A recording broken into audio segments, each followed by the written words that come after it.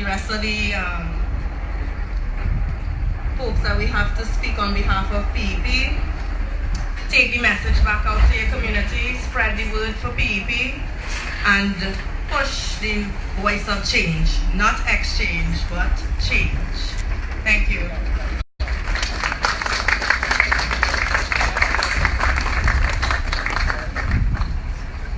Thank you, Limo. I would now like to call on Sarah Nye, Deputy Chairman of the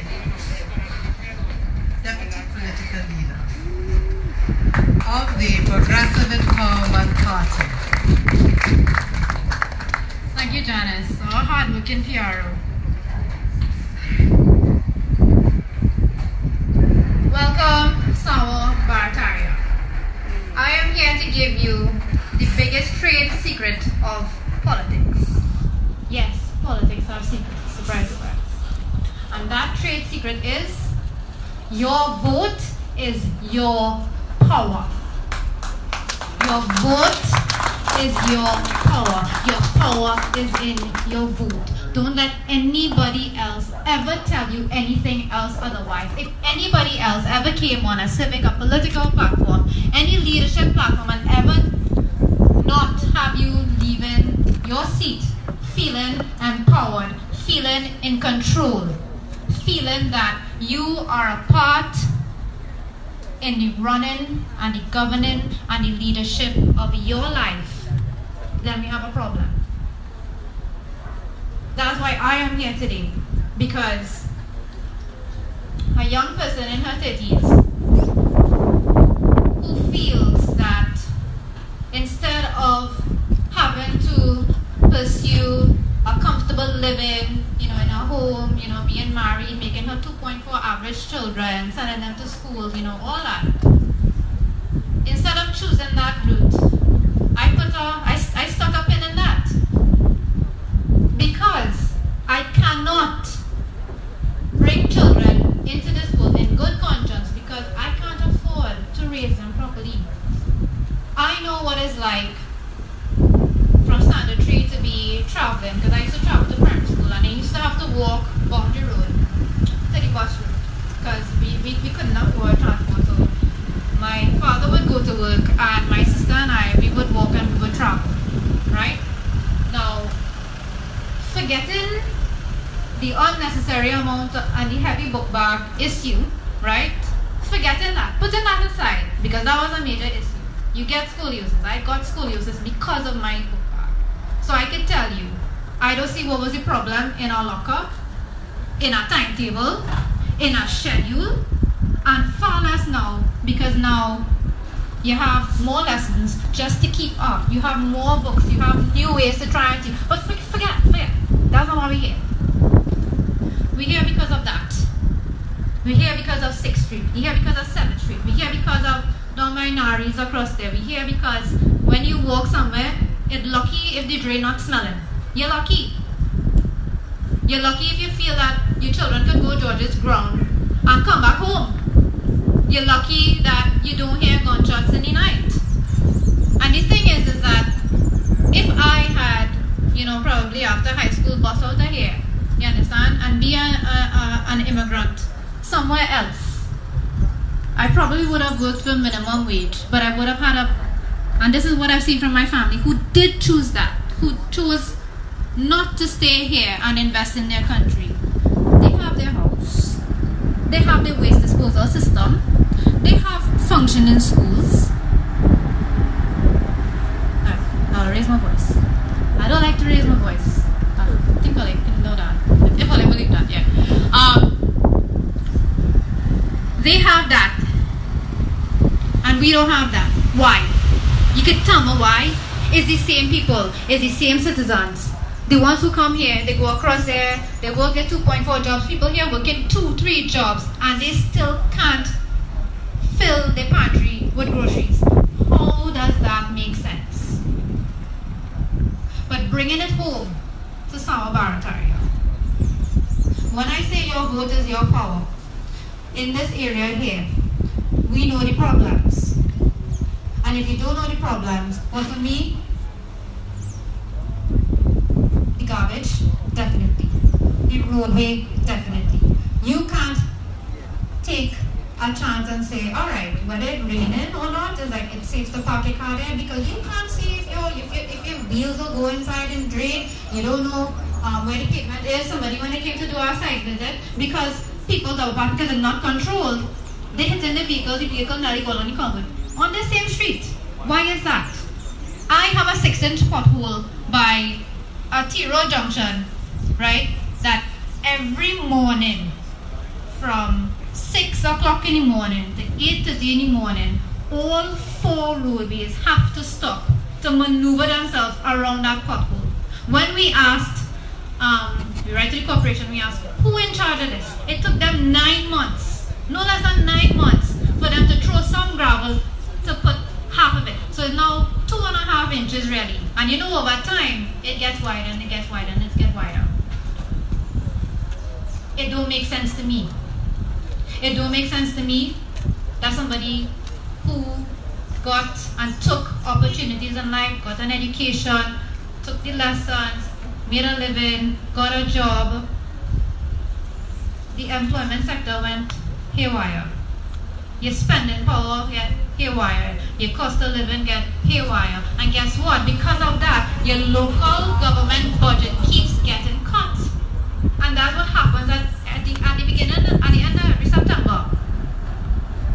They get told, right, even though we have an increase in population, and we have more people coming in this country, because you know we have an immigrant issue.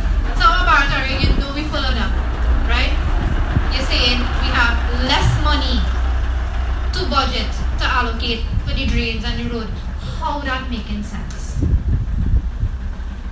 And then that's why we here, and we started our walkabouts, and we met some of you, and we're thankful that you all answered to the call and you all came to our first meeting to introduce our candidate.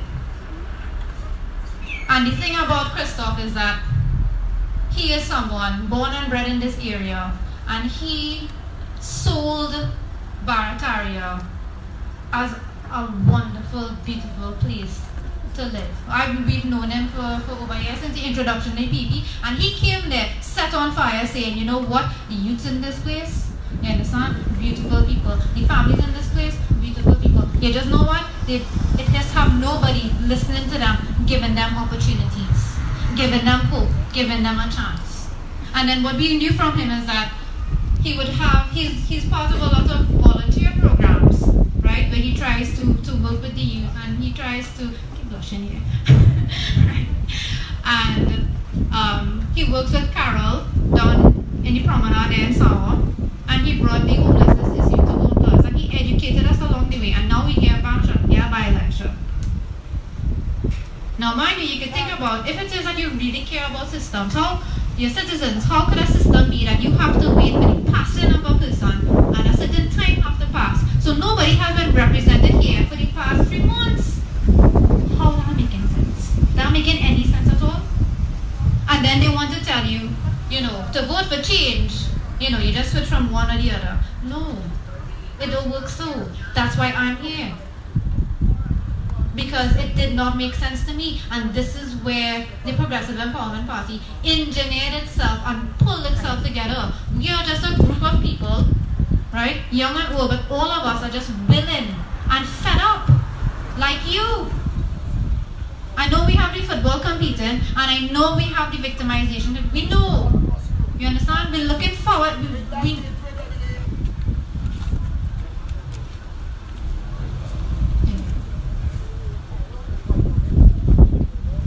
Alright, the fact that we have traffic problems on a PEP meeting, I think you'll take that as a good sign, yeah?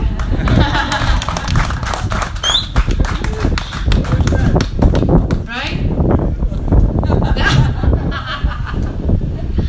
Well, you see, we know how to identify the problem and the solution, right?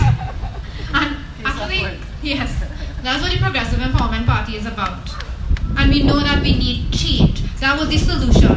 How we do about it, they gave us a boon when this by-election come in, and they didn't give that to us. I take that as a sign of faith. It's fated to give us a chance. They wanted to stop us in 2020. You know what?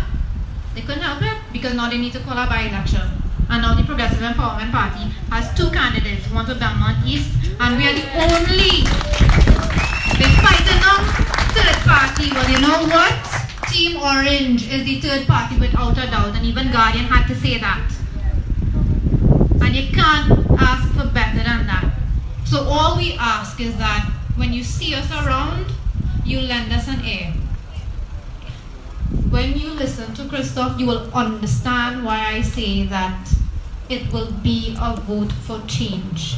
It will be you empowering yourself for change. I don't need to sell Christoph to you. You just need to listen to him. You just need to take a minute, see what it's about, because you know, if you vote the other parties, you've seen, you've lived, you've experienced. That's their resume. For the past 20 years, that's your resume. And even going back 56. Let's take 10. Let's take 5. Let's take 15 years. You see your drains. You see your potholes. You see your problems. You hear it. You know how much money you have. You know how much groceries you didn't buy. You know you quick it when they call it youth match down in the Samana there. You don't really want to go. You would like to go. You understand? The days of yesterday with the all fours, you know, and the linemen around the corner. It's like, we know you want it back. And that's what we want to bring back to you. We want to bring back community to you. We want Sama Barataria to be a loved, protected, safe community. And in order for that to happen, it needs to be Team Orange. Thank you very much.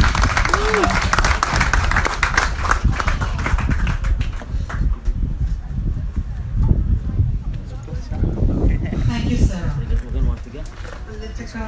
Deputy political leader of the Progressive Empowerment Party. I would just like to add one comment to what Sarah indicated just now. And that is, when Christoph gets elected as the next councillor, he's not going to be on his own. He's going to have the full backing and the support of the Progressive Empowerment Party.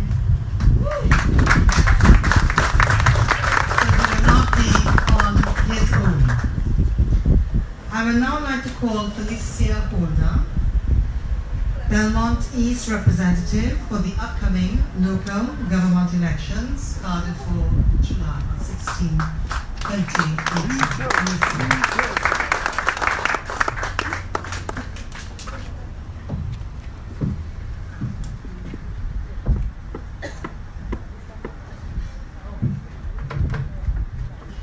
Good afternoon, everybody. Good afternoon, Barataria. And while you're clapping, I want you all to continue because you all are out here on 4 p.m. on a Saturday afternoon. We have football going on today. Germany lost. I mean, they win. Who played? Germany and Sweden. I will pretend Germany won. Okay, woo! Good. Listen. The fact that you guys are sitting down here under this tent on a Saturday afternoon says a lot, and I want you all to give yourselves a round of applause. A big, big, big round of applause.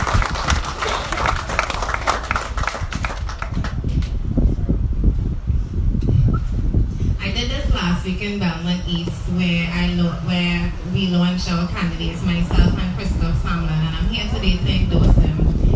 As a young man who I've known just a little over a year, but have seen his potential, and well, the first thing I thought when I saw him was, I thought I was the youngest person in PEP. He came and take that away from me, unfortunately. But apart from him being younger than me, one of the things that I realized is that this man has a real deep passion like myself, and that was something that I shared and connected with him.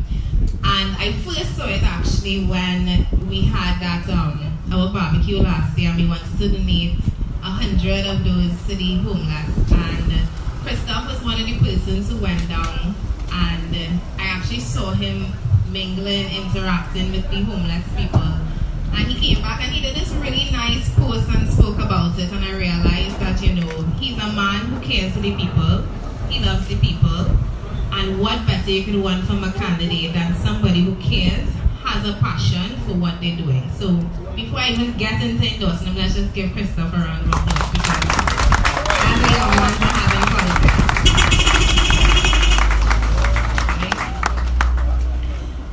What could bring us here at 4 p.m. on a Saturday? I looking around and I see an orange and I feel proud. I feel very proud because I literally watched this party grow from a mustard seed. And the fact that so many people have piled on, the fact that so many people believe in this movement is testament to that what we are saying, what we are spreading is a truth that people are grasping onto, a truth that people are holding onto. We barely had a fighting chance. Everybody talking about the PM and the UNC, that's the country's a two-party system, and I don't know if I to party or this person vote, whatever they to run, or they want to lose all the deposits. We've heard it. We've heard the negativity. But there's a reason why this party keeps growing. There's a reason why you guys are standing and sitting here at 4 p.m. Oh, I got louder. There's a reason why you are standing and sitting here at 4 p.m. this evening. And that is because we live in a country where nothing works. We live in a country where you don't want to get sick or sick too bad because you have to go to the hospital. Or you don't want to get sick or sick too bad because you don't want to go to the hospital but you can't afford to go private. We live in a country where you don't want to come home too late because you don't know what can happen and not safe. We live in a country where we see the people who are leaders, the people who are on top, the people who are supposed to set the examples. There's no accountability when they take advantage of the public funds that we give to them. There's no accountability when we pay $100 million for oil that never materializes. There's no accountability for what has been done to Belmont East. I look at my residents when we did a walkabout, and I couldn't believe that this was the state of P&M land. They called Belmont East P&M land. I read an article that said the P&M coasting in Belmont.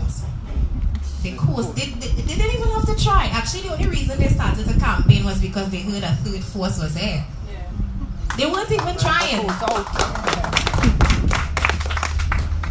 And I asked the people last week, I said, P&M is proud to say that they're coasting in Belmont, but what are they doing to get our vote?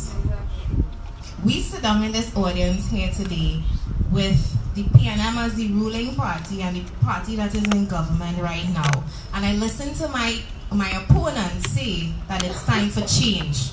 And I thought, change from what, darling? Your party is ruling. Is it a change from you? Yeah. Because you're in power and I have no water in my pipe. Your party in power and my dreams are in a mess. Your party in power and it's 20 years now I'm begging for a street light. Your party in power and my black people, because PNM like to claim the black people, my black people suffering. So what exactly is your reason for being in power? And what exactly is your reason for running for local government elections again when you are the problem? Thank you.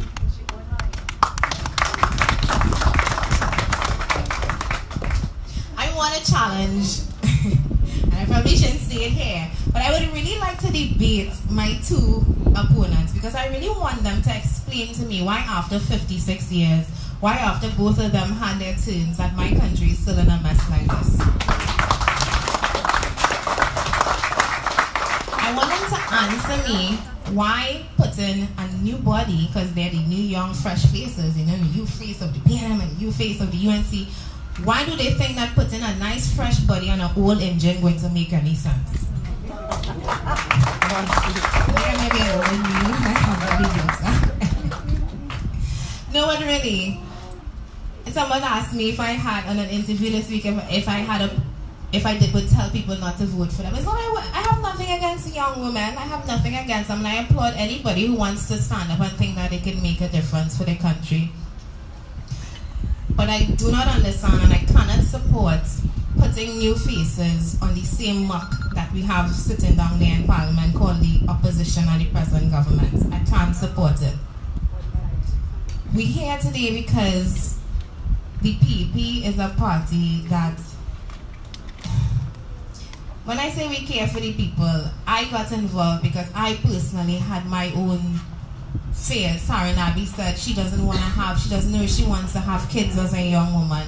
And those are my same fears. I look around at my peers, my best friends, they have all migrated, most of them. And I look at the state state of the country. I invited some friends to come today, they didn't come, and I asked these same people. We sit and we complain and we drink and oh God, things bad. Yeah boy, but that not even lasting. And nobody is willing to stand up. Standing up takes an extreme amount of bravery. People tell me all the time, please, you're so brave. And I didn't get into this to be brave or be seen as a role model or any. I didn't get into this for that. I didn't expect to be standing up here today. I'm telling you the fact. I didn't really expect that. But I'm proud to do it, and I'm happy to do it because you know why? We need more Trinbagonians who want to stand up. We need Trinbagonians to say, wait, our country in a bad state, my dollar not going anywhere. I can't get sick because I don't know what will happen to me. I don't know what will be my case if I have to go to a lawyer to solve a case because the TTP they're so corrupt. That is the state of the country, and if more people were willing to stand up, if more people were willing to say, I want better, not just for myself, but for my family and my future generations. I asked somebody today, this week in a walkabout, I said, Papi, your life fixed, you're 80 something, you good, you nothing more to worry about. But question, do you have kids? You have grandkids? What do you think is going to be the future for them if this country continues to go the way that it is heading? Do you think that they have any hope? Do you think that there are any opportunities for them? I know so many people that I graduated with degrees upon 2 degrees and 3 degrees and masters and pursuing PhD and can't get a job. Working regular jobs that they don't even study for, earning minimum wage, will never be able to own a home. And I have to ask them, the same ones who are not here today, I have to ask them, what are you doing different to get different?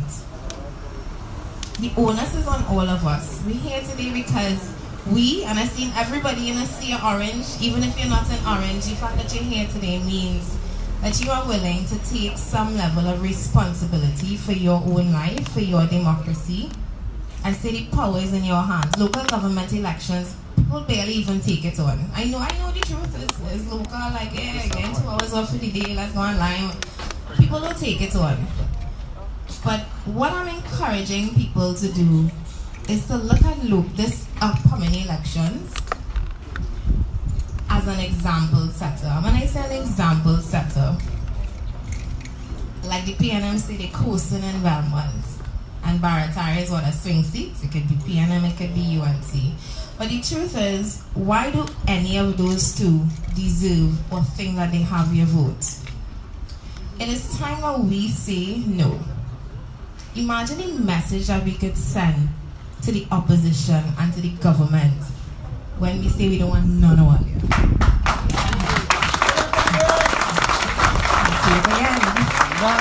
Imagine the message that we could send. This little party, this little 2x9 party, this little, whoa, they losing all the deposit, blah, blah, blah. Imagine the message that we will send when we tell the government or the opposition we don't want none of you. That is my motivation. That is what I wake up thinking about every morning. Now, since I'm in this race, every morning, my motivation, when I wake up, when I'm tired, when I have to write a speech that Suzanne is bugging me for, and Janice, they're like, well, I'll get it done, I promise. I promise. When time is getting away from me, when I feel like, oh God, I'm tired. Oh Lord, I have work in the morning. Oh Lord, I have an expert meeting. My motivation is being able to see this country actually take itself back from these people who think they own us. These people who clearly don't have our interests at heart. I love my country so much. Like, people talk to me about migrating, and I say migrating, like, I've been away, I've seen things away. Oh yeah, it's nice, it's fun. I like fries, I'll eat the fries when I travel, but Trinidad is my home. It's a country I love. It is beautiful. Like, you ever take a drive on the North Coast? Yeah. You ever take a drive on the North Coast in the evening and just see how absolutely beautiful this country is? I want to go back Blanche Shares because gorgeous. There's no country that I've seen or been in that reminds me of Trinidad and Tobago. We are unique. We as a people, we are unique. Our islands are unique, and it is something that is worth fighting for. I can't leave here, not just because our family is one reason, but I can't leave here knowing that my country is failing and I did not do my best to save it. I wasn't born a politician. I didn't set out to be a politician. Like I said, I could be lying right now, football game going on. Is it? I would have been drinking. I'd be like, yeah, not knowing what happening because I'm not really big on football. But I would have been down for the line. And to do this takes a level of commitment and love for country. This here, me standing up here today, this is my absolute love for my country. And I will fight for it. And I'm very proud to know that I have a team called the Progressive Empowerment Party that is fighting behind me for my country. I've never seen in my life, in my very limited knowledge of politics, I've never seen a party that talks solutions. They come up here, I listen to political, I mean not too much, but I hear a few of the political meetings and I'm not in routine. We pay a bill for routine. The reason the crime is because of last party. And I hear the mudslinging and the crime is this one falls and this one empty the treasury and a lot of mudslinging, and that's what I know politics to be. I've never heard a party talk solutions, ideas, plans, policies, programs to fixing Trinidad and Tobago, and the Progressive Empowerment Party is the party that is doing that.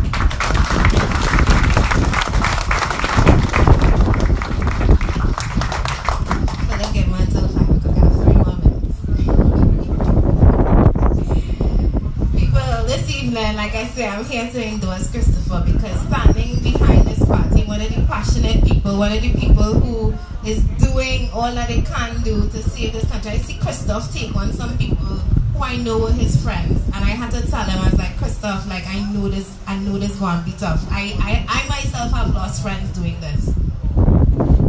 I know what it is like, and I've seen him do it bravely. I have seen him brave people in the social life that he was a part of and still is a part of, and I've seen him stand up for his country, and as 25 years old, I think that is something very admirable. I think we should give him a really huge round of applause. At 25 years old, Barataria needs a Christoph Samler. Barataria needs Christoph Samler. We need fresh ideas. We need people who care about their constituency. We need people who are willing to say, you know what, this journey might be lonely, but doing it despite, because I love my country that much. We need people who are willing to brave some of the oldest politicians, because I see Vonley try to take you on. He wasn't ready. We need people who are willing to brave the criticism, to brave the limelight, to just stand up. And Christoph, this evening I hear, and like I said, I only know you a little bit here, but I'm so very proud and happy to endorse you, because Barataria, with no true representation on you, there's no doubt about it. I've seen your passion, I've seen what you can do, I've seen just how much you want to do for the people. And Barataria will be crazy if come July the 16th they don't vote you in. People, I would like to thank you so much again for coming out today. Giving someone another round of applause, because it could have been anywhere else. When you listen to Christoph, again, I'd invite you to open your mind, open your heart to something new. We had the same old exchange between the PNM and the UNC, and nothing is different. Like I said that in The Guardian today, the interview that came out today, 56 years and nothing is new. Are we going to keep what we have, or are we going to try something, and that's something new for Barataria is Christoph Samler. Thank you very much.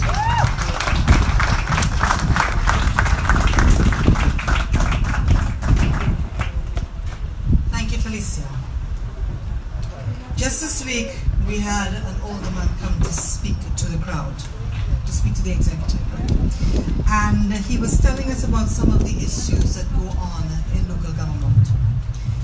One of the things that you have to bear in mind when choosing a candidate, when you get into the voting booth, on the 16th of July is the candidate passionate enough that when he gets a no, is he just going to rock back and say, okay, they tell me no, that's it?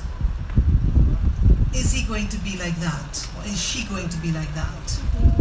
Does the candidate exhibit the will to get things done and to work with the relevant ministries and to work with the relevant bodies to ensure that what the issues are in Barataria, that it gets sorted out? That's the kind of question that you need to ask yourself when you get into the voting booth. I am now going to call on the representative of Barataria, your candidate under the PEP, Christoph Samlam.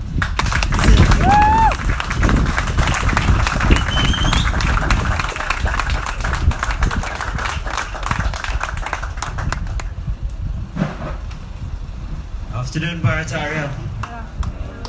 Give yourself a round of applause for being out here on a Saturday and being part of the few to demand real change this Saturday. Well, as Philip gets up there, he was the guy who suggested I start with a joke. So I went on Google and I Google searched political jokes. Sadly, UNC and PNM alone came up, so I said I'll just leave the jokes aside for today. But all jokes aside, I'd like to thank all of you all for being here and demanding change, for choosing me as your representative for Barataria. And I'm glad to tell you that I'm here to make some noise on your behalf. Let me start by saying, I'm no career politician. I'm an average citizen just like all of you all here.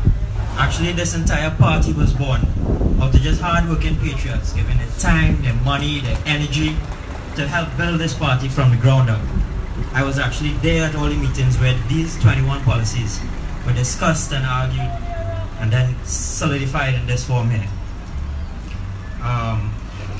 So like I said, I'm not a career politician. I actually spent the past 9 years building up my business as a photographer.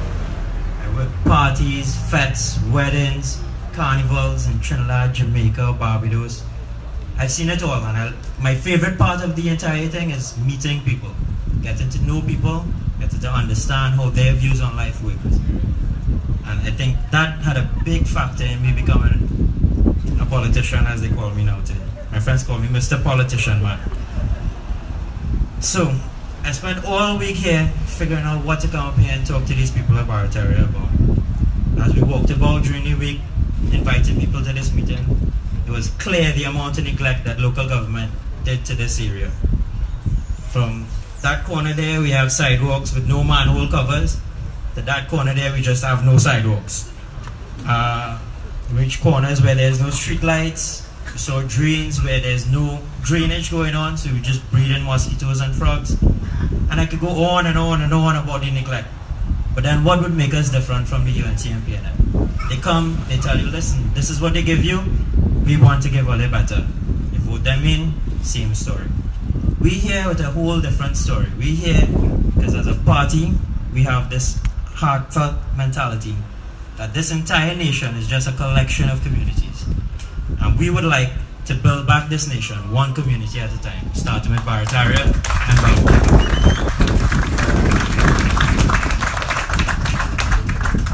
I mean, again, I'm so glad to see you all here on a Saturday because the nation has been surrounded with negativity. If it's not the news, nah. If it's not the news, it's people like Philip waking up himself every day, angry, and I understand why he's angry. But, I mean, in all this atmosphere of negativity and disappointment, Progressive Empowerment Party is coming out as a shining light to let you all know that we believe in this country still. We haven't given up. We're still here fighting, setting up tents, walking about and inviting you all to let you know there is still hope. Yes, well said, brother. Well said. The founding principles of this party is to educate, inform, and empower. Things that the previous administrations did, they kept us out of the know. I'm sure 3/4 of you all here don't even know what local government means to you. So why would you go and vote? That's what they use as their advantage.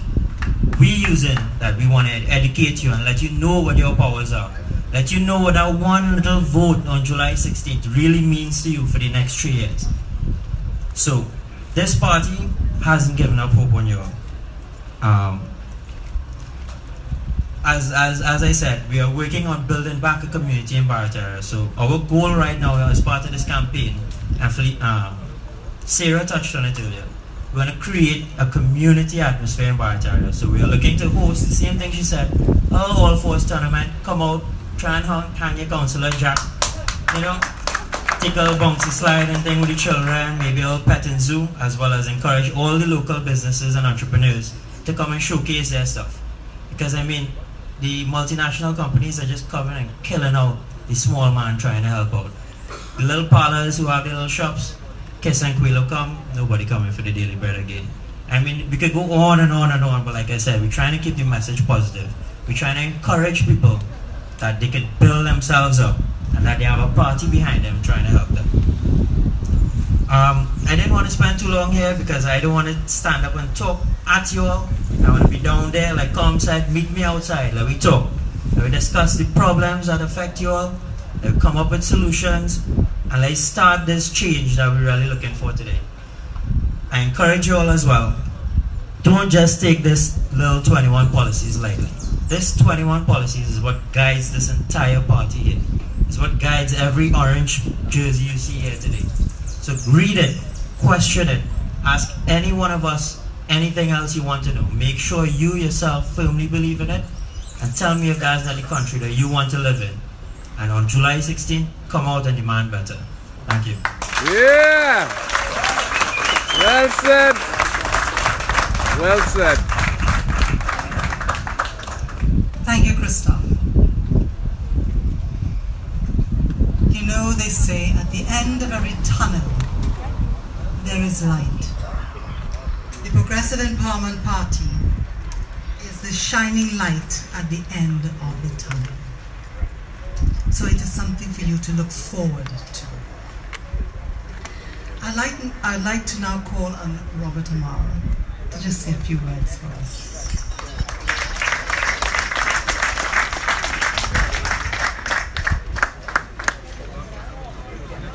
Very good afternoon.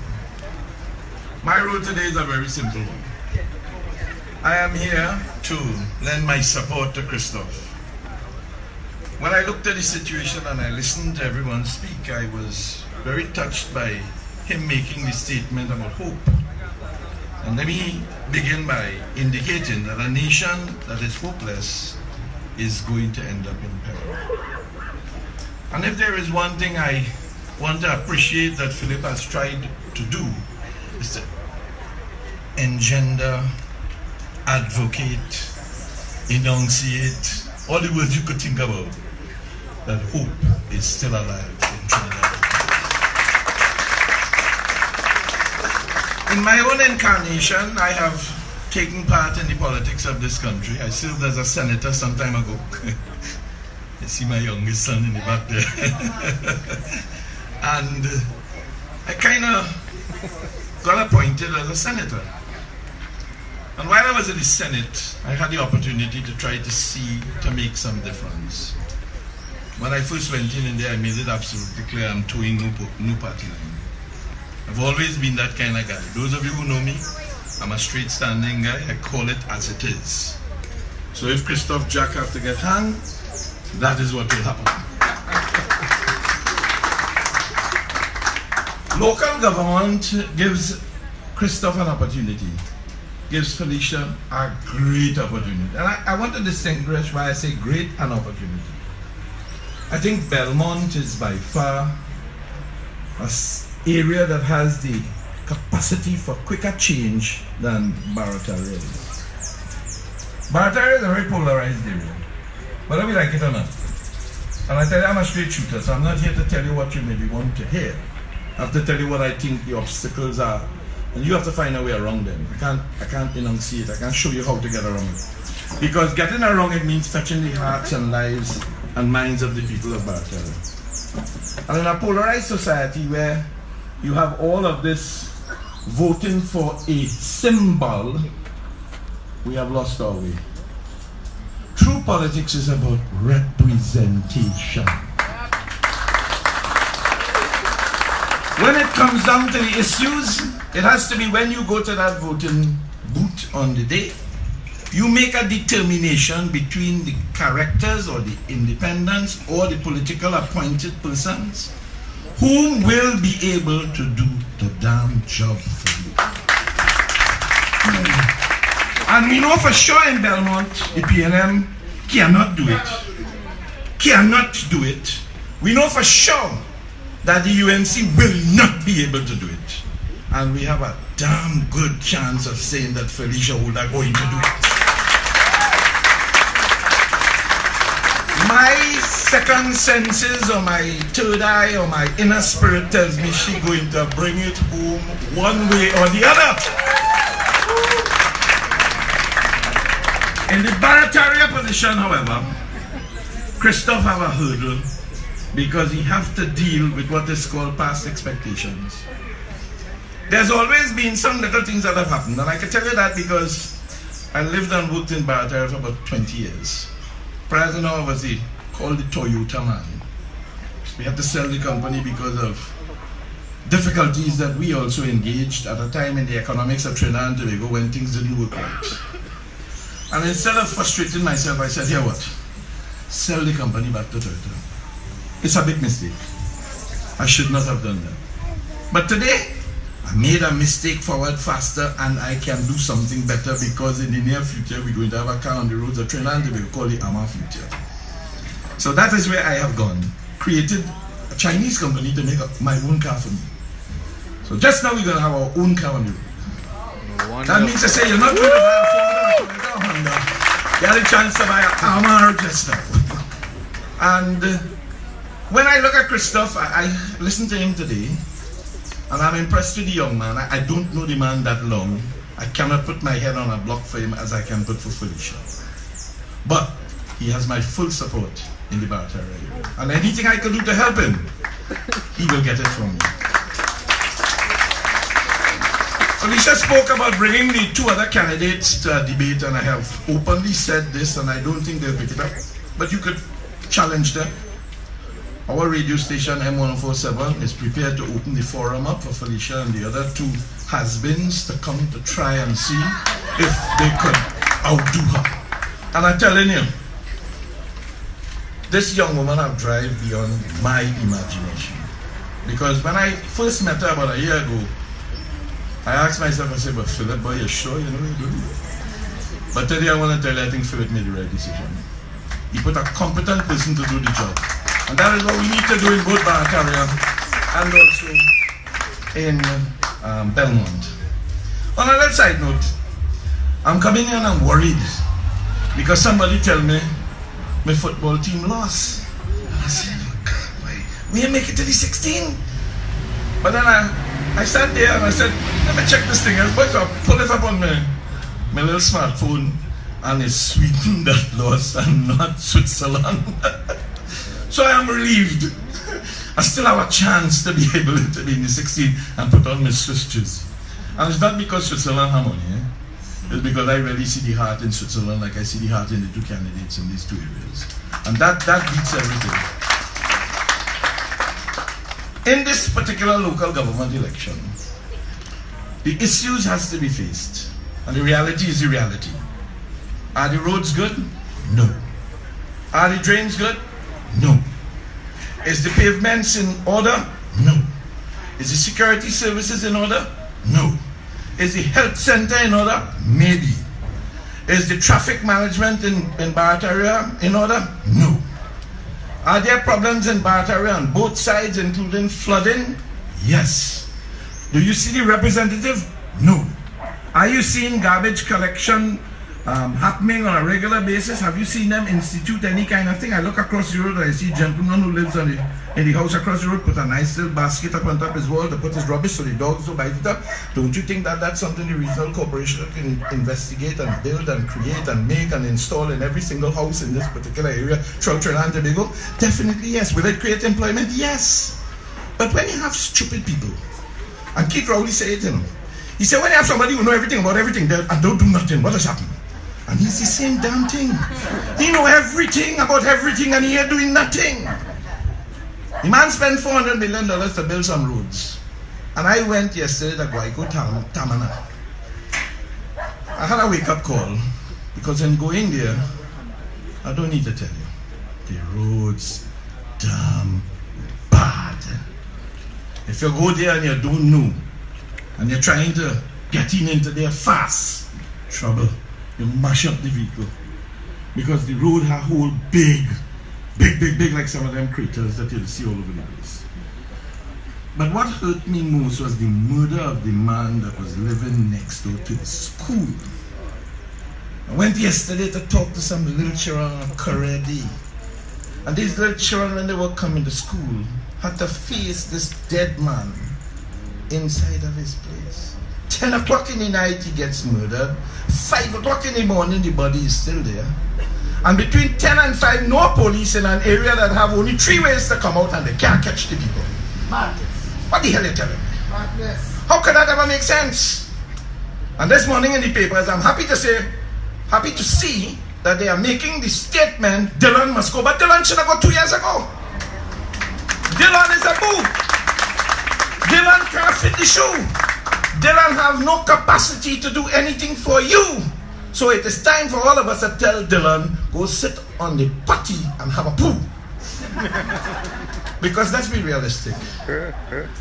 200 and something murders, 90 I think, and counting.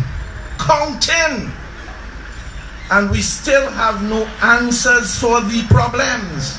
And a simple matter like a man getting murdered in a rural part of Trinidad and Tobago, where you have only 3 places to get in or get out. It's not like Belmont where you have 25. You still can't find the murderer. How could that make sense? Even me, with my incapacity as a legal man, could do a damn better job than Dylan. Common sense seems as if though it isn't working in solving the problems of the criminal deviant behavior in Trinidad. But let me tell you what caught me even by better surprise. All these young children running up. Sir. Call me out on the radio, big me up on the radio. And I made the mistake of saying, write down your name. But boy, every child write down their name. So I have about 75 little pieces of paper, but I'm going to use it in a nice way. I'm going to cut their names out, turn it into a collage, make a nice little painting of it, send it back to the school, and we're going to call all of those children's names out next week on the radio. Alright, in recognition of them even wanting. But while I was there, if you think PEP ain't known, let me tell you something. PEP damn well known, you know. Because a few women came to me, Mr. Amar, I see you supporting PEP. I want to tell you, we go in and give Philip Alexander 100% of everything that we have. No matter what, we can't come to all the meetings, but we're giving them everything. We're going to support it because we believe the man have the right ideas. And I really also believe so. I have listened to Philip. And hey, I might have my own biasness because I'm a politician too. But give right where right is. Philip has done a hell of a good. Philip has put together something that I think is going to mask all of the infidels. Because I don't think he's easily fooled by people just coming to wave a flag. This is not a crowd that is busting. I'm looking at the cross-section of people here. I'm pleasantly surprised to see the cross-section. I mean, Philip, you're not married, so be very careful. Hey. Be very careful. You have a whole team looking after that. Be very careful. You have a team looking after Remember the French president. Be very careful. I take your advice. All right, good. Take your advice. So, let me just say to you that the politics of the future is about who can deliver. It's not about which party. It's about what you can do for the people that you represent. And I'm a true believer because when I went up in Woodbrook under my own political movement, the National Democrats, I really thought I would win. And I got the rude awakening. The person who does nothing got 550 votes, and the person who went there to do something got 125. If that does not show a significant polarization in the voting attitude, then nothing will. Barataria, my friend, where are you? Where are you? Where's the candidate? Christoph, oh, right, oh Lord. I thought you was in the back before, but you move so fast, people better watch themselves in Barataria, because by the time they try to talk about the drainage effects. What impressed me also about Christoph as I wind up is that he left all the professions that he could have done, including teaching. And I don't know, I see a lady with a thing on her foot. Is that your teacher? Is that lady in the back there? No. Because I heard him make reference to his principal or the teacher, and he wanted to also become a teacher. But over time he decided, it looks as if though I could look at things through the eyes of a camera and do better. And I want to tell him, all the things you have there, including all the fun things you would have had, because he keep always happy on this thing. He feels he's a party man. You know, going to fete and going here and going to this carnival and then this band and then tribe and everything. Hey, it is the experiences from that that you have to turn into the realizations of the person you would want to be. Because the picture that you paint is the picture you want people to see. And that is the picture that when they see you, they see the drain fix. When they see you, they see the street light get repaired. When they see you, they see something being done about the flooding. When they see you, they see representation. When they see you do something about the children. When they see you, they see the play park ready for the children to use. That is the kind of picture you have to paint. And once you start painting that picture, I guarantee you, all of the people are polarized. The people are not stupid. The Trinidad and Tobago population has come alive. The Trinidad and Tobago population has been awakened. The Trinidad and Tobago population is starting to make conscious decisions about what tomorrow will look like. The Trinidad and Tobago population is starting to question, can I have a better life? The Trinidad and Tobago population is starting to say, I am not accepting this no more. The Trinidad and Tobago population is saying, we can do better. The Trinidad and Tobago population is saying, enough is enough. The Trinidad and Tobago population is saying, go away PNM, go away UNC. It's time for something new. And I want to believe that with Philip continuing in his endeavors, the PEP has as good a chance to pulling off a next election, general or otherwise, as we look forward to a more educated citizen making decisions that will be in the best interest of your future rather than looking at your past. The past is gone. It can only be reflected upon. The present is now, and the future is in your hands. Go out and vote on election day and put the two PEP candidates in office. I thank you.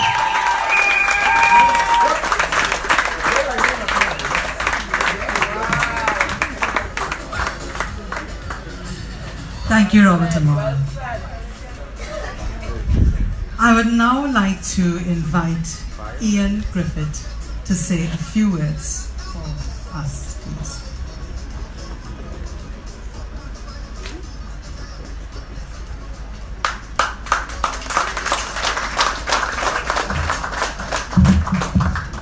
Okay, afternoon, ladies and gentlemen. I'd like to begin by just asking everyone to stand for a few minutes for those lives that are lost in this country.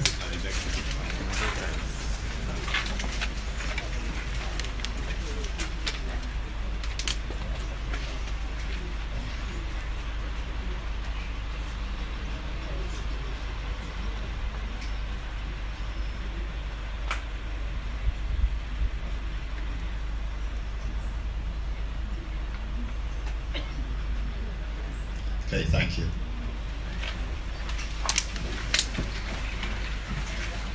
Okay, that silence is reminiscent of what a lot of people feel in their hearts given the crime situation in the country. An emptiness and hopelessness. But we're not here today to repeat ad nauseum so much the ills of the country, but of a new way of looking at things and going forward. So let me just say a little bit about the PEP at its inception. It was a few people that got together with a civic-minded intention to do things for citizens on a small level, whether it's with legal assistance to correct a wrong or redress something that went bad. Maybe a mother in a hospital that gave birth and lost a baby with no explanations. Get someone to follow that up. So the lawyers don't the doctors don't investigate the doctors, and the lawyers cover it up. It became a realization that that may not be the best and effective method to make a change in the country, so that out of default, a party was created. Now, this is one of the few political parties in the country that is not made up of politicians, and that's a good thing. They're made up of passionate people who want to change and do better for the country.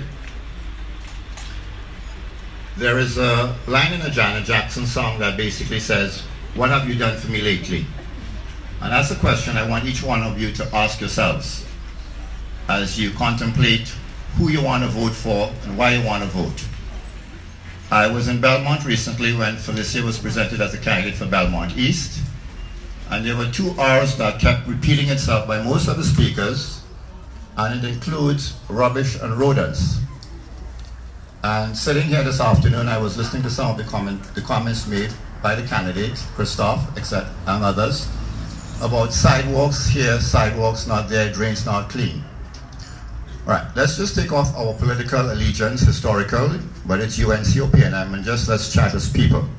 We are at a barbecue line. Why do you think in 2018, on a political platform, we are discussing, promising to remove your garbage, or to put bins on your fence to store it, or to give you a sidewalk? Just think about that. Let's just sort of dovetail into Mr. Amar's segment. Would you purchase an Amar car without a spare tire? It's standard. And the point is, the things that most of the candidates, including our own PEP candidates, and I confer with Robert in this regard, my endorsement is conditional. I will come on the podium and endorse you, and the day you screw up, I will get on Facebook and I will disenfranchise you. Because it's no longer, and I don't know if it's probably G-rated, so I'll just be coy, it's not the BS party. And that's the type of party that we have organized here by individuals who are not here for political gain for themselves. I personally don't even want a political position. I don't want to steal your money and put it in my bank account. But let's just go back to that non-partisan position. You think you should be asking for water, discussing rodents in Belmont, rubbish, and a sidewalk? A true political party should, regardless of the government in power, should give you that, just like a car comes right now with a spare and Bluetooth. What we should be discussing here tonight is something that transcends that, to which you would hold Christophe to deliver beyond trash collection. Would you purchase a home without a toilet? Oh, this unit comes with a toilet. All the other realtors and developers don't put toilets. Take this one. Really? Think about that for a moment. It reminds me of Jack Warner's propulsion into regaining a seat after he was vacated or was thrown out. And he catapulted, and even Mr. Amar spoke about maybe this is the beginning of the unity of the country with a black man winning in Chabonas, east or west, I forgot. But he was catapulted because he installed box drains like crazy. Think about that again. You have a property, it's clogged, and a politician comes and installs box drains, and he gets your vote. Imagine a roof without a gutter system. I just want you to think about that for a moment. And that is why each one of you need to move yourselves away from saying, this is what my parents did, this is what a neighborhood does, and start critically thinking on your own. And again, to paraphrase Janet, what have you done for me lately? And if you haven't done anything for me, well, we need change. Now, on the concept of change, something interesting happened in Belmont post Felicia's being presented as a candidate. I don't remember the name, and I deliberately don't want to remember the name. The UNC candidate for Belmont was reading her speech, and there was a sea of yellow. And I heard it, and even Mr. Jared Ramdin repeated it on Mr. Amar's television show during the ground report. So it's deliberate. Don't hope for change, vote for change. Take a deep breath. The PEP came out as a party of change. And while there's a media blackout, the candidate for Belmont East captures the tagline of the PEP as an addendum up front and says, don't vote for change, vote for change. Well, that's good news to the PEP. They're hearing you, even though there's a media blackout. So I don't know if there's any legal ramifications for using the tagline, but we'll see how it goes. But let's look at it critically thinking. The candidate for Belmont East, and a party that's well established going way back then, I won't give it the history now, Club 88 and moving forward, cannot present themselves as a party of change if you've been there. The PNM cannot present them party as a party of change if you've been there. The only party that could present themselves as a party of change is a party that has not been there. That's how defunct the UNC ideas are in Belmont East to present change, co-opting the PEP's tagline, hope for change. Mr. Amar made reference to polarization, and I obliquely touched upon it. And my role here tonight is basically non-partisan. I am not here to do personal attacks on politicians. That's not what the PEP is about, at least that's not what I am about. And even when I'm invited to speak and Philip contacts me, he just asks, Ian, are you available? Could you come and speak? I think it's probably one of the few political parties where someone is invited to speak without a PRO or the executive having a scripted conversational piece. Because I could be off topic right now, but such is the nature of the party, because each person here is an individual, and his sole role is to create a new environment, and a new environment to create a change that you, the people, can benefit from. Everybody else is scripted, because there's a party line and a party mantra they're going with. Let me go back to Belmont, because it's a little bewildering that the party, the member for Belmont, at this stage wants to come and deal with rubbish. Is that really a platform you really want to get up for a local election to go out and vote for when you're probably dodging a bullet, or you're in silence burying a loved one without any knowledge as to... I think this is a good point to tell you to shut up. Seems to be a good mantra from Dylan. Anytime you want to know about crime, shut up. But let's go between the two parties.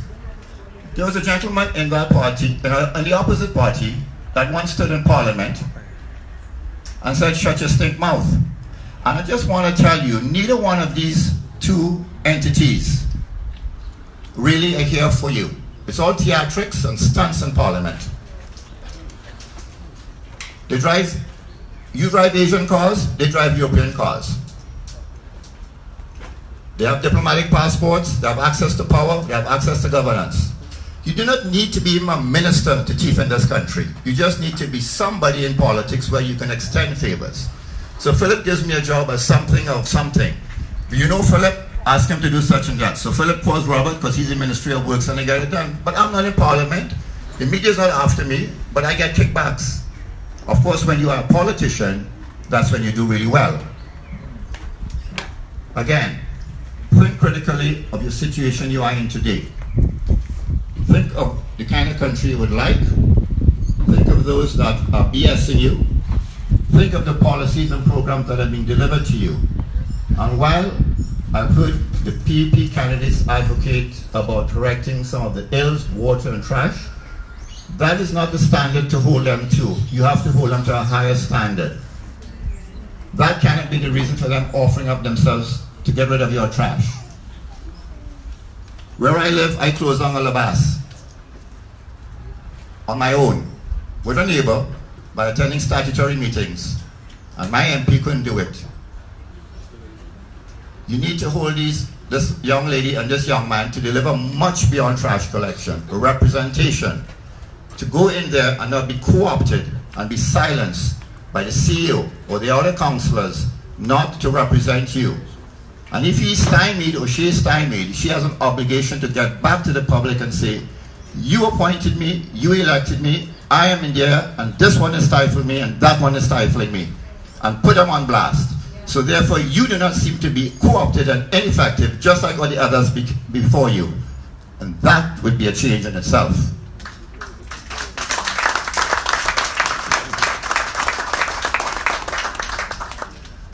I don't want to spend too much more time. I'd like Philip to speak, but I just wanted to share those thoughts with you. And when the campaign heats up for the local and even for the general, when people are offering you basic stuff, just think of the analogy I made with Mr. Amar's car. It comes with a spare tire. And if you want to accept that, well, we'll never get out of this aspect. I want to quote Donald Trump, but I don't know how many people here might just throw me off. He's my boy, yeah? So ask yourself that. You have a responsibility to demand much higher than the basics. Need to hold your councillors accounted, your elected officials accounted.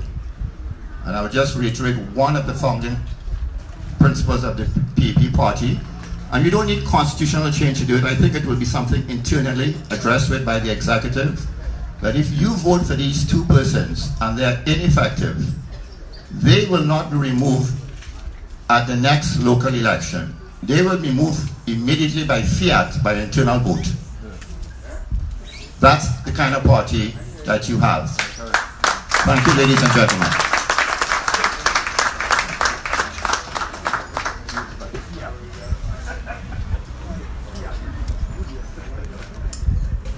Thank you, Ian. Our next speaker is a very dynamic speaker, and we all are looking forward to hearing from him. Philip Edward Alexander. I'd like to call to the podium, please.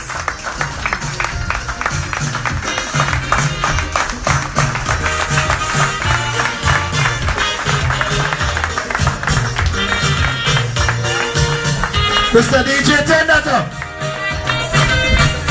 Wake yourselves up, stand up, come on. Ole know the drill, ole know the drill. And thank you, ole somebody to wave.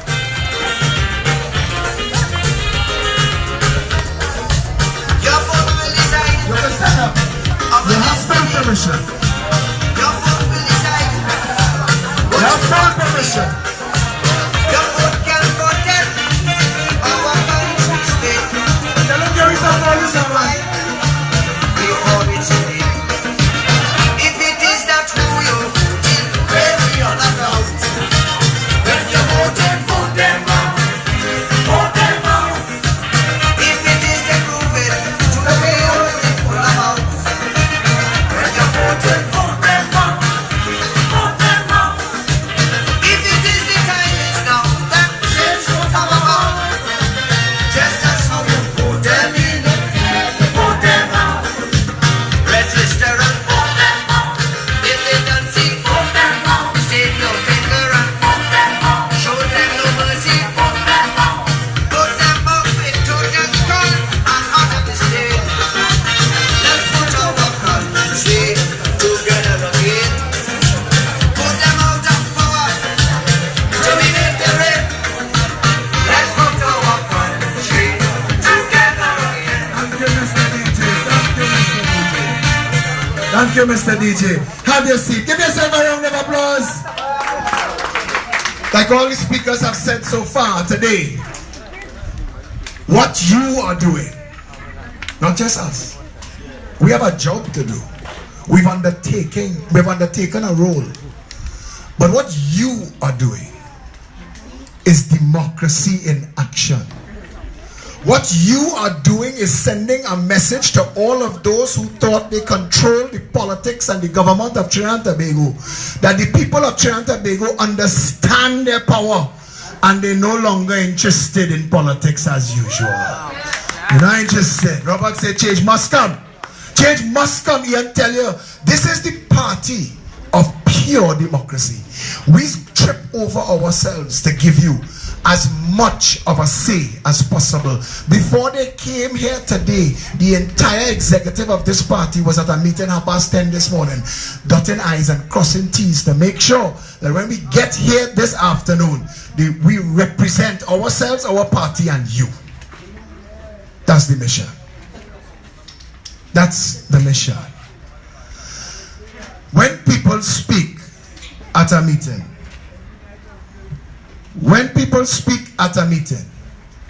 I listen to what they say before me.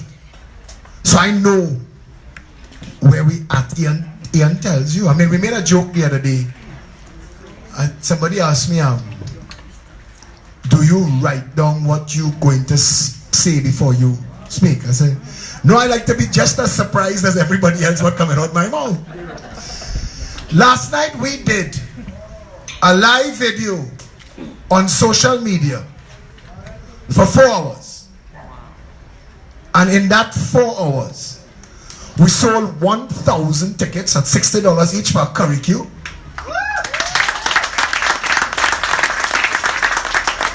We were just linemen. We have something called the Friday Night Line. And we were just linemen talking little stupidness. And we said, hey, we have some tickets to sell. A man saying, I'll take 100. 100. And from there it went. And they sold out all local and foreign-based Trinidadians. And that is just a hint of the power growing within this movement of people. When they call my name, I feel honored and privileged to be counted among them all. This stopped being about me a long time ago. A long time ago. This is a we thing. We say teamwork make the dream work. Look around you. Look around you. Every face. There are people here who have literally labored to build this party. I look at just this setup here. Debbie Lee Jaikaran, sick with the virus. She come and she make sure this is her piece of the pie and she get it done. And every time Debbie Lee, you do a better job, and I want you all to give Debbie Lee a round. Sick, the girl sick. And she make sure this happen and they get better every time. We get a lot of opportunities to practice. We get a lot of opportunities to debate. We get a lot of opportunities to talk. So when the PNM and the UNC do they jump out, they self-stunt and send somebody that look like a crapo in a Balize tie or a rising sun and send them. They're coming up against Felicia Holland, Christophe Samlal, and they're ready, you know. They're not ready. We have some candidates already grooming for, and not groom the way Rowley does groom people, grooming for national election, general election, because we know he testing the water, you know. We know he testing the water, and I know how Rowley's play this game. It's a straight out PNM playbook. Test them with local government, see what they do. Because if it look like the other parties already bust their throat one time, Manning tried twice and lost both times. Remember that? Robert Amar is a friend of the Progressive Empowerment Party. He may not yet be a member of the Progressive Empowerment Party, but he don't know. We don't have him written down already. That we candidate for Port of Spain South. Whether you like it or not. Whether you like it or not. In Orange, your family, everybody's peppers. He like reluctant. He has to keep begging a little bit. You know, have some people like that. Or let's keep reminding him, that's we candidate for Port of Spain South. Listen, we are building a team of people that the media is doing themselves a disservice by not meeting and getting to know. The first time I heard Lima and Sarah Nabi speak was January 17, 2017. Ian could tell you. When we started this, we put the wheels on the track. And the two of them were nervous. You could hear their voice shake. You knew that they were stepping into something, because both of them were presented by me on that day. Oh, you're speaking tonight. And those two ladies stepped up. And to listen to them today, Lima light Belmont on fire last week. Last week, Lima light it on fire. I was down in the crowd. And when she talking, I was ready to pick up thing and pelt. There we go. Oh, look here, huh? When we need, listen, if they come out, we pull them in front, you know. We go answer them. Sarah speaks like a professional politician. Now, you're hearing her. She runs the social arm. She's a deputy political leader. She's grounded. And she has a plan. When we tell her, come up here and speak, I tell her this morning, oh, let's see any paper in her hand. The first time they speak, the two of them had about 10 paper. Now, hand me a microphone and get out the way. As our team, Robert talking about Felicia. We met Felicia that same night. Felicia was in the audience. And they had an open mic and she walked up to the mic and she commanded the stage. We said, yep, we're bringing her on board too. Christophe has been with the PEP for a long time, since it started. But he's not one of those people that would push himself to front. So when we push him to front, he had to wake up. He's waking up. And I see, like I saw in Sarah and Lima and Felicia, I see a lion inside of Christophe Samuel. And if Barataria puts Christophe Samuel on that council, they're in trouble. Trust me. Christophe Samuel will make sure that the area that he represents get real representation. Christophe Samuel will make sure that the other councillors try to copy his notes. What is you doing down there, boy? And people get so happy. And we people still pelting away with mango. The Progressive Empowerment Party is an organization that does not give itself much room for error. Or if you walk in our war room now, written big on the backdrop, what it says? Nothing is good enough until we win. That is not just the election. That is the country. The better nation all of them spoke about. Trinidad wins. Trinidad wins when you have water in your tap 24 hours a day, 7 days a week. Nothing is good enough until that happens. Felicia Holder said that and Christophe reminded, or she was speaking of Christophe, who said that to get into politics, you have to lose friends. And that's true.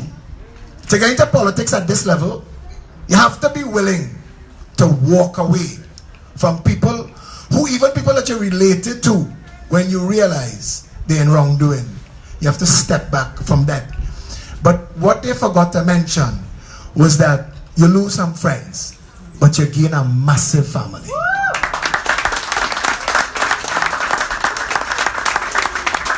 I love the people that I am in politics with. I love them. I love them all. We have some characters, like every family. We have some. Anne-Marie, I wasn't looking at you. But you smiled, so I think you think I was looking at you. We have every personality type, every character trait, and it fits. I didn't go looking for Sean Sunarine, deputy chairman of the party, but at this point I don't know what I would do without Sean Sunarine. I didn't know that we would have had a PRO. We couldn't afford a PRO, and then Janice Lemon Cricket joined the party. And if this party was not catch-tail, they have children here, right? A catch-tail party. If we had all the money in the world, I still would have hired Janice Lemon Cricket. I think we have the best, hardest working PRO in the business. Say it twice. You're not here in the balcony. Come down and pit. I know that every time I speak, you'll expect bacchanal. I want to give you some. Yeah, that's what I was waiting for. But just now, right? Felicia talked about driving on the North Coast, and she said it. And I remember as a teenager going to a line on Maracas Beach, and they had a bonfire, and we were linemen and doing the things young people do, drinking rum, smoking cigarette, having a good time. And I can't think of a time that I would contemplate that in Trinidad now. And she's correct. We live in the most beautiful country in the world. There is no better country. You go to countries that build stuff, that you could look at the stuff they build. We could build that stuff too. But raw material for raw material, they have nothing sweeter than Trinidad and Tobago. Nothing way in the world. No other country nowhere in the world have a no man's land. No other country in the world have a nylon pool. No other country in the world have a pitch lake like we have a pitch lake. Do you know that there's an ecological site that talks about the healing benefits of the sulfur springs in Trinidad, Pitch Lake and Labray, and I didn't even know about that? We have the oldest protected forest in the Western world, in Tobago, and the Aripo forest that this government is raping right now is habitat for flora and fauna that exists nowhere else in the world. Our people, Sarah spoke about it. Our people have no hope. This is not hope. That jackass of a prime minister is in the Bible, is in the Bible. Mary went to Bethlehem on one. Said to his renter crowd last night that social media giving fake news about crime. So what they burying, Rowley? They burying fake bodies. What they burying? I tell you what he getting tired with. Fake police, fake justice, fake government. That is what fake in Trinidad and Tobago. But the news on social media, God bless it. Because if it wasn't for social media, we would know half of the things that are going on in this country. We would know half of what's going on in Trinidad and Tobago. You would know that Keith Rowley, Rohan Sinanan, and Colm Imbert deliberately crashed the Tobago Sea Bridge so they could go to Austral in Australia so Howard Chinley could get a commission. You didn't know that? A PNM financier who get a permission to build a dock off Pier 1 that was licensed to him as a party venue. So now that they could park up all them old stinking Taiwanese diesel boat spilling feces into the last beach they leave for black hen chicken to swim in Karanaj and Chagaramas. That is your PNM government coming back to you to tell you we care. Who the PNM care about? Who on the ground the PNM care about? The people in Cocorit, across the road from where Bayside Town, where Sabga billing and billing and billing. The plan is to come from Peaks and connect to Westmall. But what they do is they lock off 50,000 young people inside Waterhole, Harding Place and Cocorit, who used to spend their days and nights fishing. Now they're sitting down on concrete block, watching one another, with nothing to do with their life. And we're talking plain now. If people have no hope and no opportunity, you are sowing the seeds of our national destruction. And that is what these two political parties have done. When they took away proper education, culture, the arts, sport, we've become a nation of people eking out a survival every single day. Nobody happy in Trinidad and Tobago. Nobody. We might smile, but we're not happy. This is not a safe place to live. This is not a safe place to raise children. This is not a safe place to grow old. And that is very bad. You cannot have the same representation that caused the problem coming to offer itself to you as the solution. That is insanity. There is nobody alive that can explain the fact that across the road from where I am speaking, the drain is overgrown and they have no sidewalk. That is not representation. That is contempt. And you have to accept that. You cannot go forward with a solution until you face the problem. The problem in Trinidad and Tobago, beyond a shadow of a doubt, all the criminality, all the murder, all the drugs, all the guns, everything that they could tell you, the poverty, the squalor, the degradation, the loss of life, the murder, the poverty, the homelessness, all of it is because of the PNM and the UNC and the people that they represent. The PNM and the UNC understands that Trinidad and Tobago is a narcotics pipeline to the United States and Canada because I know. So they have to know because I am not the brightest tool in the shed. If I know, they must know.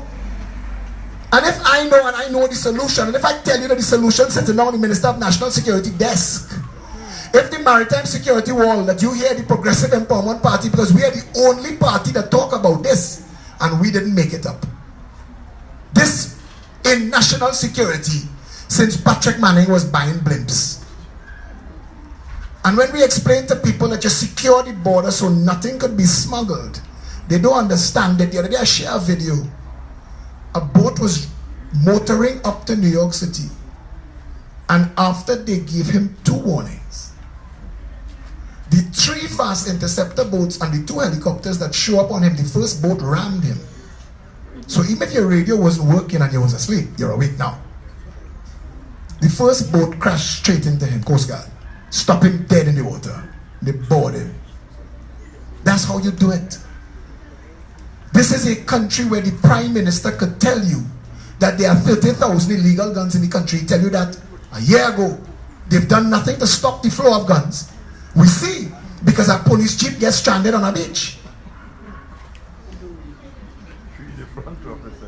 3 officers from 3 different police stations. None of what they say add up, but we can ask no more questions.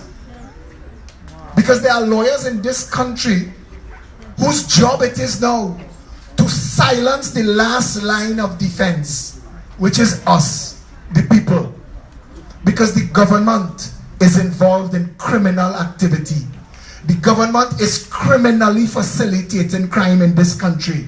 And we are not going to survive as a nation if we do not face what is going on in that parliament. That is our truth. Having members of parliament screaming at each other, shut up, you shut up, and all of that kind of nonsense. The Speaker of the House, out of one party, takes side and throw somebody from the other side out.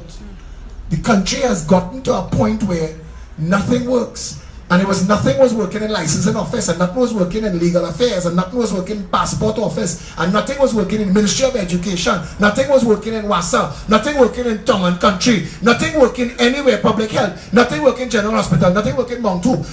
Parents going to die to make children in San Fernando, and all of that, nothing was working. But now that we see nothing is working in the parliament, we're in trouble. Because the parliament is where we put 41 people, out of which a government comes. And a government's job, one job, is to seek the well-being of all the people. That's the government's role in society. Government has one job, to make sure that the people are safe, and they are protected, and they are happy, and they could get jobs, and they could own homes, and they could afford food, and they could educate their children, they could access first world health care. Those things are the government's job. Our government has failed. Our Speaker of the House of Representatives, Robert Amar, and I talk about it every single Thursday. The Speaker of the House of Representatives is granting leave to a member of parliament. What leave means is, you don't have to show up for work. Fine, you're sick, cool. But you are granting that leave based on nothing. You do not have a sick leave, and you do not have a fit for work certificate to say that you ever will be able to do this job again. And if you cannot ever do this job again, I cannot give you a sick leave. I cannot give you a leave of absence. I have to terminate you. But by failing to do that, by continuing the conspiracy, the Speaker of the House of Representatives is in contempt of the House, because the Speaker of the House of Representatives is facilitating a member of parliament drawing a salary under false pretenses. The media don't see that. There's a media table here again. The media has been invited. There are people in the Progressive Empowerment Party willing to take the chain up from certain members inside the media that say, tell your boss man, stop attacking we and we'll come. That's not how it started. Some of you may know, prior to the Progressive Empowerment Party, I was a regular on Hema Ramkissoon's show. And I was a regular on Fazil Muhammad's show. And they used to publish me in the Guardian, the Express, and the Newsday at least once a month in all. I was a columnist in the TNT Mirror, and I was a radio talk show host 6 to 10 every morning, Monday to Friday on 91.1. So I was involved in the media. And I understand how it works. When the Progressive Empowerment Party was formed, we stood up against all of the things that the current media represents. They decided we will black them out. You could do all you want to do, nobody will know. Philip Edward Alexander said, I am not taking that. And I will call you out on your vindictiveness, your wickedness, your deceitfulness, your hypocrisy. Because the function of media in society is critical. It protects the people from their government. But that can't happen if the media lying down in bed with the government. Cannot happen. Right now, the script has flipped and the media is protecting the government from its people. Which is a wrong side version of what we're supposed to be. So as Robert Amar said, and as Felicia Hola hinted at, and as Christophe Samlal wants to say, representation of the people, the wellness of the citizenry is the function, purpose, and reason for government. We have formed the Progressive Empowerment Party to marshal all 1.4 million Trinidadians together and stand up as one united people under one flag and demand better. Yes, yes. So come July 16th, we have the opportunity to put a Progressive Empowerment Party representative on 2 councils, and nothing could send an earthquake like last night.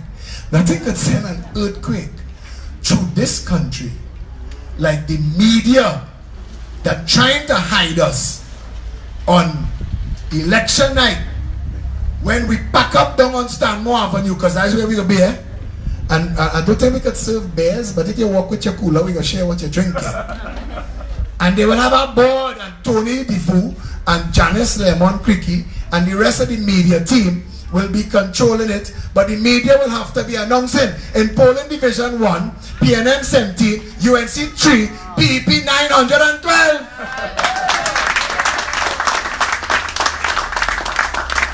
And all of a sudden, that next morning, after we win representation in here, the PNM will show up and give all your sidewalks and give all your drains and give all your proper lampposts and proper street sign and proper street light and water in your tap in Belmont East and Barataria, because they will be trying to win it back. And while they're focusing on that, we'll be taking the rest. It is time for us as a people to stand together and rescue our country, our government, and the business class and the professional class that have ganged up against the people. We need to say enough. We are asking Barataria on the 16th of July to come out in your numbers and convincingly change the way politics is done in Trinidad and Tobago and vote Christophe Samlal as the next councillor for Barataria. And to the people in Belmont East watching me, if you're registered to vote in Belmont East, do yourself a favor. Go and vote for Felicia Holder. The price of your property will go up. Your streets, your communities, your safety, your security, everything will start to change. And the rest of the country will see the benefits of having real representation for a change. And everybody will pile on. And the change that we are all hoping to get, working to get, fighting to get will come. Thank you very much.